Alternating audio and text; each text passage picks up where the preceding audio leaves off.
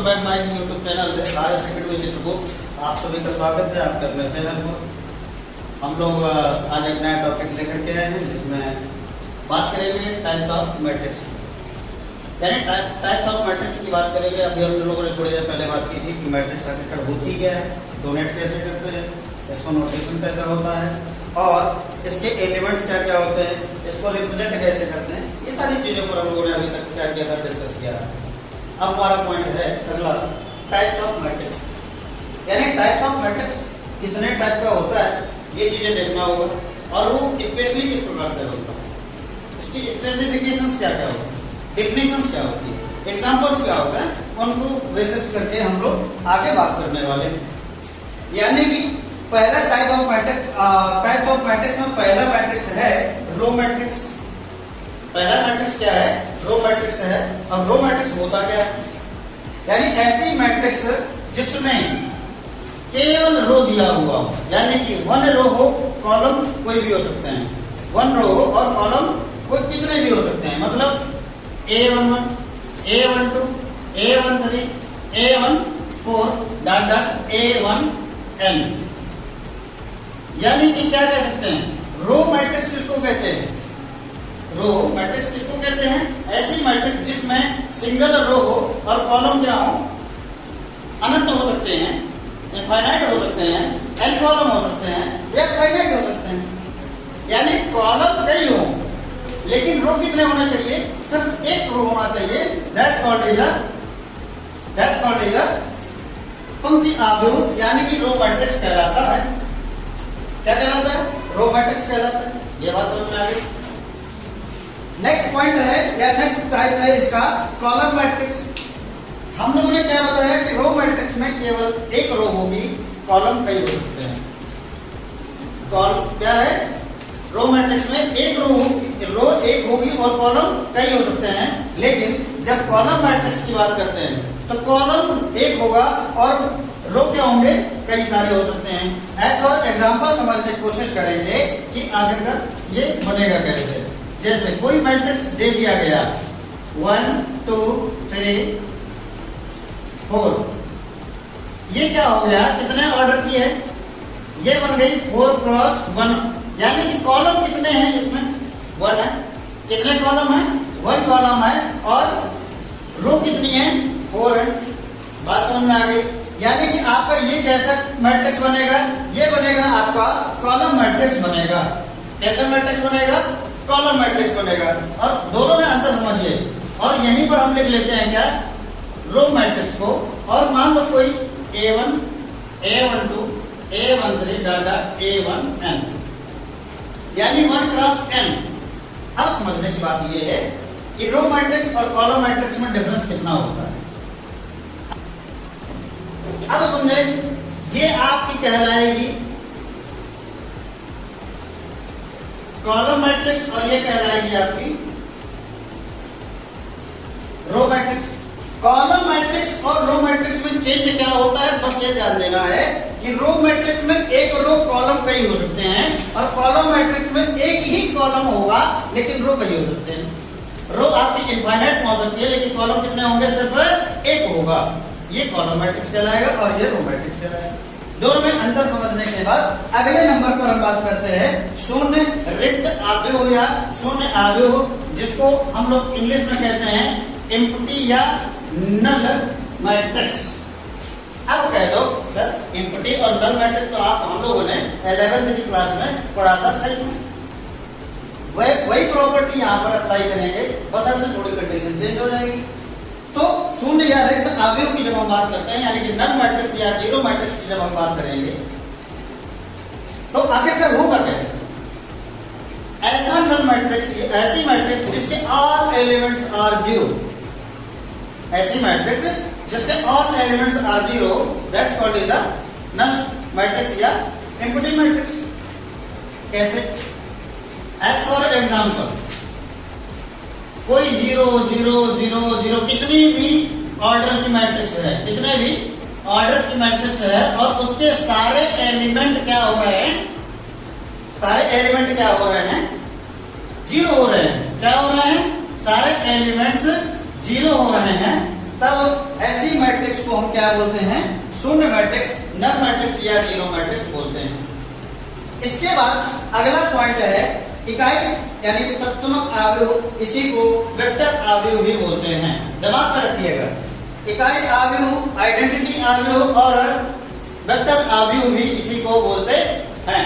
अब समझने की बात यह है कि इसमें कैसे बनेगा, यानी कि जब इकाई तत्समक अवयव यानी कि यूनिट और आइडेंटिटी मैट्रिक्स की बात करेगा, आइडेंटिटी आई, इसको रिप्रेजेंट कैसे करते हैं? कैपिटल आई से रिप्रेजेंट करते हैं।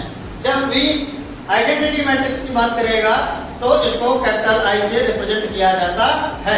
ये बात ध्यान देने की जरूरत है। अगला क्या ध्यान देना है हमको इसमें?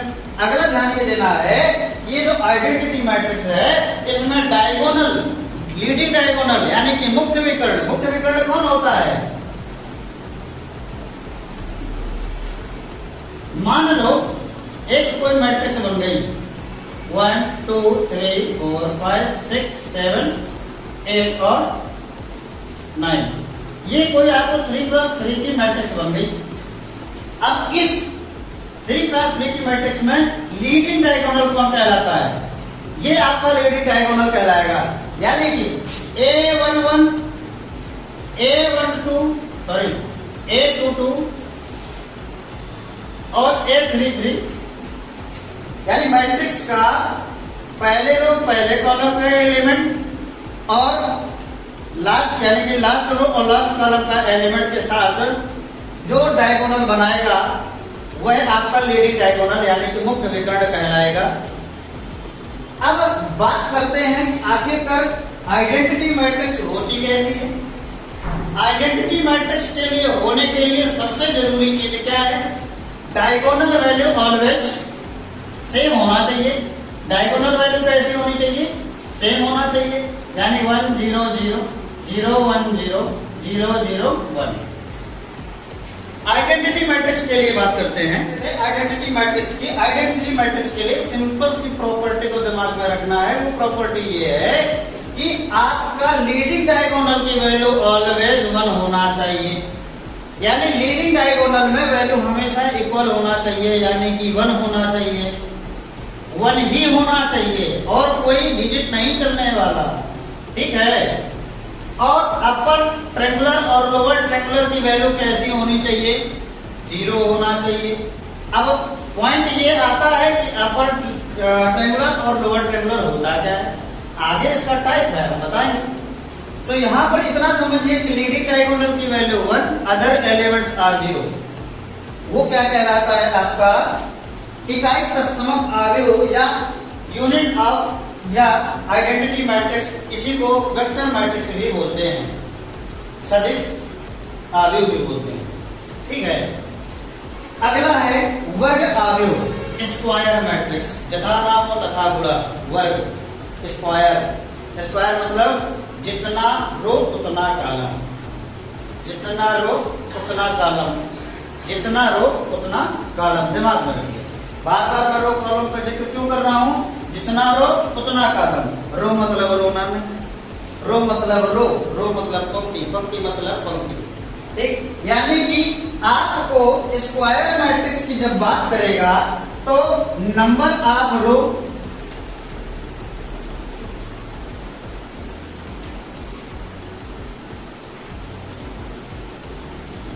Is equal to number of column, या कॉलम की वैल्यू क्या होनी चाहिए? इक्वल होना चाहिए। इट मींस क्या हुआ? जो भी मैट्रिक्स हमारी बनेगी, जितने रो उतने कॉलम। जैसे ये एक मैट्रिक्स रखी हुई है, इस मैट्रिक्स में 3 रो और 3 कॉलम, मतलब बनी कितने ऑर्डर की? 3 × 3 की। इसको लिख कैसे सकते हैं? थर्ड ऑर्डर मैट्रिक्स है ये, यानी स्क्वायर मैट्रिक्स को n × n की मैट्रिक्स बनाएंगे। मतलब समझिए, n × n का मतलब क्या हुआ? n × n का मतलब ये हुआ, इसको हम रो से रिप्रेजेंट करते हैं और यहाँ पर जो नंबर लिखा होता है उसको कॉलम से रिप्रेजेंट करते हैं।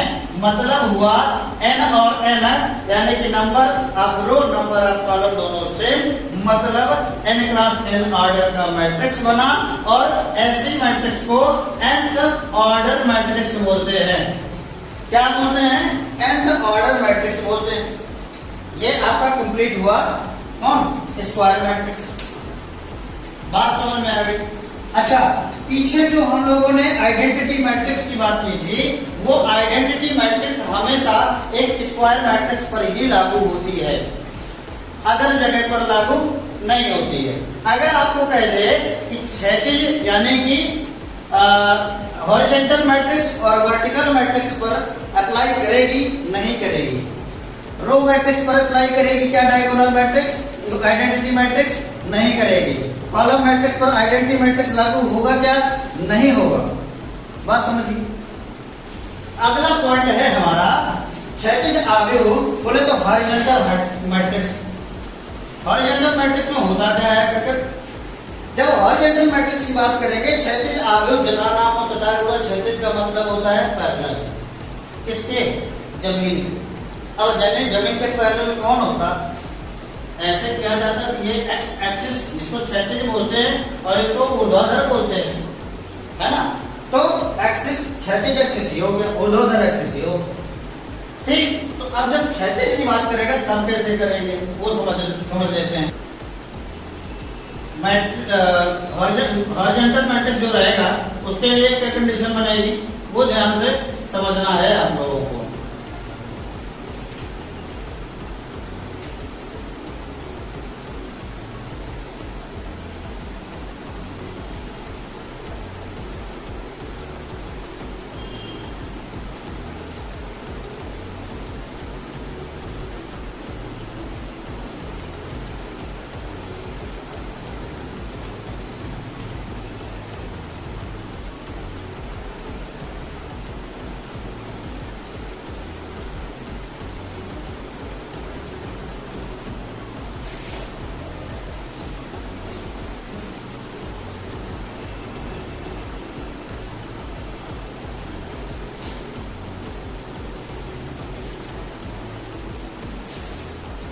हम जब बात कर रहे थे स्क्वायर मैट्रिक्स की, उसके बाद हम बात करेंगे हॉरिजॉन्टल मैट्रिक्स की। हॉरिजॉन्टल मैट्रिक्स के लिए हॉरिजॉन्टल मैट्रिक्स के लिए कंडीशन क्या बनती है, दिमाग में रखना है चीजों को। थोड़ा सा यहाँ चेंज होता है। क्या चेंज होता है? जैसा आपको दिख रहा है वैसा होता है, क्योंकि हॉरिजॉन्टल में और वर्टेक्स में थोड़ा सा माइनर डिफरेंस होता है, बाकी सारी चीजें वही रहती हैं। तब समझने की जरूरत क्या है कि हॉरिजॉन्टल मैट्रिक्स में number of row is less than number of column, यानी number of row number of column की अपेक्षा क्या होंगे? कम होंगे। ऑर्डर कौन सा बना? 3x4 order. और इधर कितना बना? 3x4 order.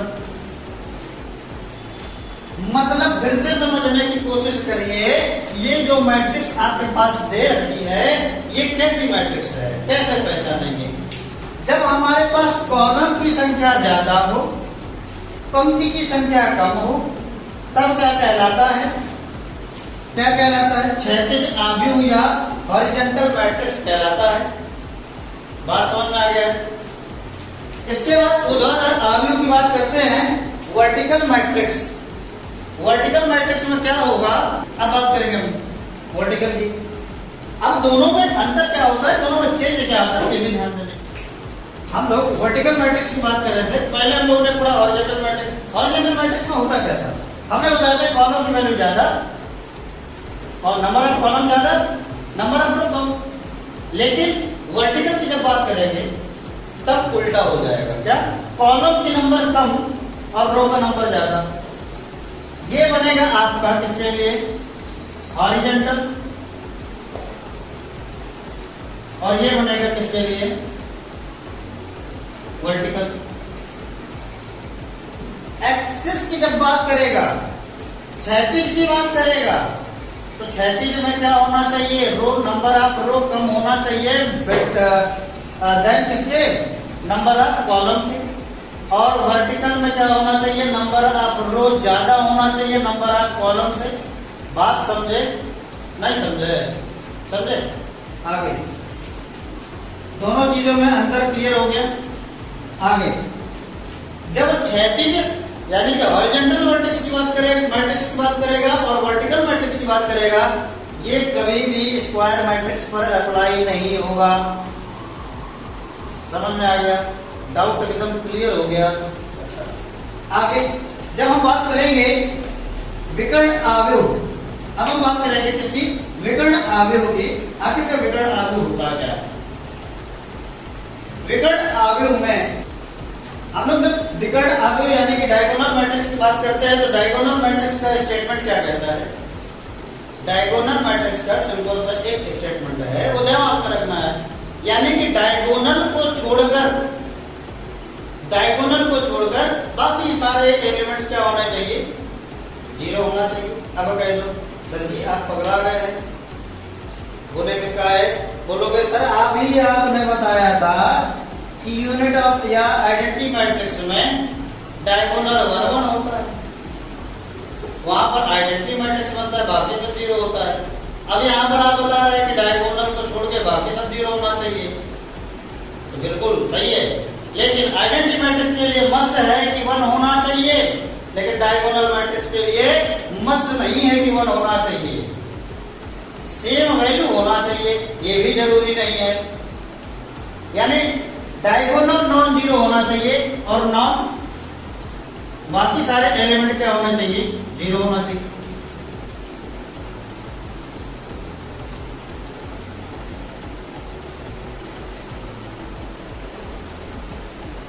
ये डायगोनल जो आपका आया ये कैसा है? नॉन जीरो है। डायगोनल कैसा है? Non zero. जब डायगोनल नॉन जीरो होगा, बाकी सारे एलिमेंट जीरो होंगे, तब ये क्या कहलाएगा? डायगोनल मैट्रिक्स कहलाएगा। बात समझ में आ गई? अब दोनों में अंतर समझो। आइडेंटिटी मैट्रिक्स में और डायगोनल मैट्रिक्स में अंतर क्या होता है? आइडेंटिटी मैट्रिक्स के लिए आई से रिप्रेजेंट करते हैं, डायगोनल 1 1 होना जरूरी है। डायगोनल क्या? 1 1 होना जरूरी है। किसके लिए? आइडेंटिटी मैट्रिक्स के लिए। डायगोनल मैट्रिक्स के लिए 1 1 होना जरूरी नहीं है। ठीक है, यानी कोई भी न्यूमेरिकल वैल्यू हो सकती है, बाकी सारे एलिमेंट्स क्या होने चाहिए? जीरो ही होना चाहिए। ये बात क्लियर हो गई? अगला पॉइंट है या अगला टाइप है स्केलर मैट्रिक्स अदिश आव्यूह। क्या है अगला? अदिश आव्यूह। अब अदिश आव्यूह में आप लोगों को हमने बताया था कि डायगोनल में क्या होना चाहिए? सेम वैल्यू होना चाहिए। डायगोनल में क्या होना चाहिए? सेम वैल्यू होना चाहिए। अदिश आव्यूह यानी स्केलर मैट्रिक्स में हमने क्या बताया? आप लोगों को डेफिनेशन बताई गई है कि अदिश आव्यूह में स्केलर मैट्रिक्स में डायगोनल वैल्यू को छोड़ के बाकी सब जीरो होना चाहिए, जरूरी है। डायगोनल में सेम वैल्यू होना चाहिए। अब सेम वैल्यू का मतलब क्या हो गया? या तो 1 1 हो, या तो 2 2 हो, या तो 3 3 हो, या तो के हो, या तो mm हो, कुछ भी हो सकता है। ऐसे आपका आइडेंटिटी मैट्रिक्स एक प्रकार से स्केलर मैट्रिक्स की तरह ट्रीट कर सकता है, लेकिन हर स्केलर मैट्रिक्स को और scalar matrix does not exist identity matrix. मतलब सभी स्केलर मैट्रिक्स आपकी इकाई मैट्रिक्स या आइडेंटिटी मैट्रिक्स नहीं हो सकते, लेकिन सभी इकाई मैट्रिक्स स्केलर मैट्रिक्स हो सकती है। क्लियर? अब समझो कि स्केलर मैट्रिक्स होता क्या है?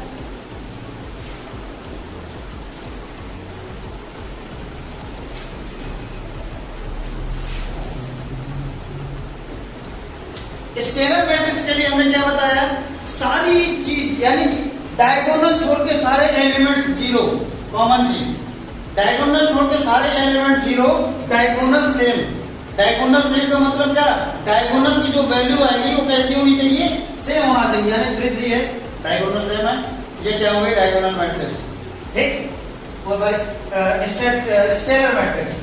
उसके बाद यहां देखो कौन से ऑर्डर बन रही है? 3 क्रॉस 3, 3 क्रॉस 3। इसमें के आ रहा है, diagonal same, other elements zero. कैसा? Scalar matrix. Scalar matrix always applied on the square matrix, यानी स्केलर मैट्रिक्स हमेशा हमेशा स्क्वायर मैट्रिक्स पर ही लागू होगी। बात समझ आ गई? क्लियर? अगला पॉइंट है या अगला टाइप है सब मैट्रिक्स या उप आव्यूह। ये क्या होगा? मैट्रिक्स का ही एक पार्ट क्या कहलाएगा? उप आव्यूह कहलाएगा। मैट्रिक्स का ही एक भाग क्या कहलाएगा? उप आव्यूह कहलाएगा। कैसे? समझिए। आपको हम बता रहे थे सब मैट्रिक्स के बारे में। सब मैट्रिक्स में क्या होता है? डेफिनेशन इसकी क्या कहती है कि मेन मैट्रिक्स में कोई रो कोई कॉलम को छोड़कर बची हुई मैट्रिक्स सब मैट्रिक्स कहलाएगी। दिमाग में इतना बस रखो, यानी मेन मैट्रिक्स में किसी एक कॉलम या एक रो को लेफ्ट कर दिया जाए, छोड़ दिया जाए, तो बची हुई मैट्रिक्स क्या कहलाएगी? आपकी सब मैट्रिक्स कहलाएगी। अब एक मैट्रिक्स में कई सब मैट्रिक्स बन सकती है। देखो कैसे?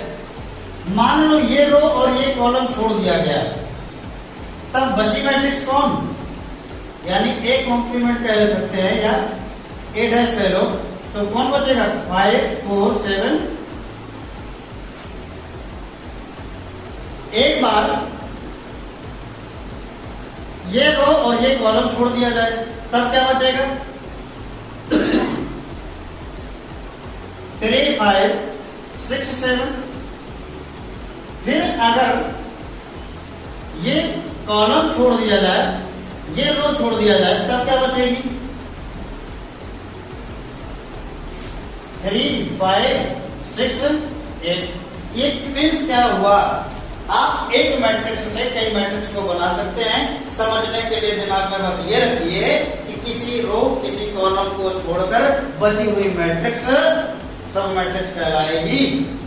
और एक मैट्रिक्स में कई सब मैट्रिक्स बनाई जा सकती हैं। एक मैट्रिक्स खुद की भी एक सब मैट्रिक्स नहीं बन सकती है। क्यों? क्योंकि कंडीशन कह रहा है कि एक किसी लाइन या किसी रो को क्या करना पड़ेगा? छोड़ना ही पड़ेगा। बात समझे? समझे? बुझे? बुझे? चलो, तो ये आपको समझ गए सब मैट्रिक्स क्या होता है। अब आगे हम बात करते हैं क्या ट्रायंगुलर बेसिस पे जो बनती है हमारी मैट्रिक्स, जो कि हमने जिक्र किया था डायगोनल के टाइम पे। डायगोनल में हमने जिक्र किया था अपर ट्रायंगल और लोअर ट्रायंगल। हम बोले थे आगे बताएंगे, वो पॉइंट आ गया। इंतजार की घड़ी खत्म। किसके लिए? ट्रायंगुलर, अपर ट्रायंगुलर और लोअर ट्रायंगुलर के लिए। तो वो भी भैया ध्यान से देख लो।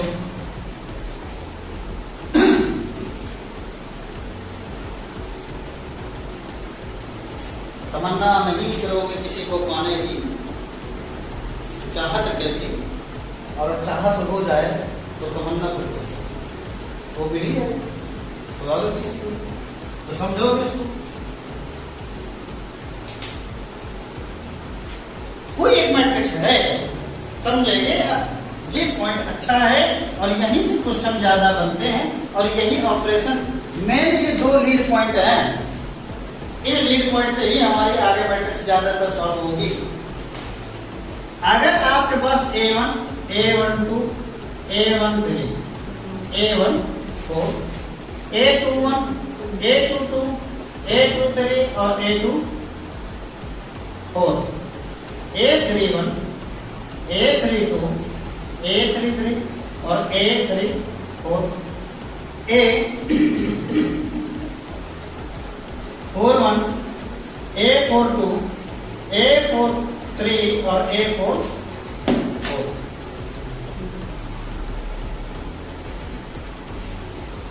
अपर ट्रायंगुलर मैट्रिक्स और लोअर ट्रायंगुलर मैट्रिक्स के लिए जो कंडीशन बनती है वो ये बनती है कि डायगोनल आपके क्या होना चाहिए? नॉन जीरो होना चाहिए, पहले कंडीशन। अब अपर ट्रायंगुलर और लोअर ट्रायंगुलर दोनों के लिए एक ही मैट्रिक्स नाम सुनाएंगे। क्या कह रहा है? पहली कंडीशन डायगोनल नॉन जीरो। जब अपर ट्रायंगुलर की बात करेगा, समझना दिमाग में, जब अपर की बात करेगा तो नीचे वाले ऑल एलिमेंट्स आर 0।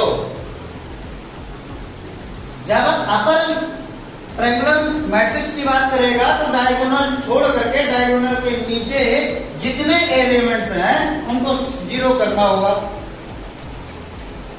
और जब लोअर ट्रायंगुलर मैट्रिक्स की बात करेगा तो डायगोनल को छोड़ के डायगोनल से ऊपर वाले एलिमेंट्स, यानी कि ये स्क्वायर वाले, ये सारे एलिमेंट्स किसमें आएंगे आपके,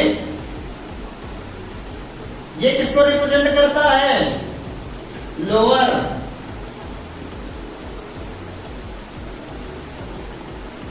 ट्रायंगुलर मैट्रिक्स को, और ये अपर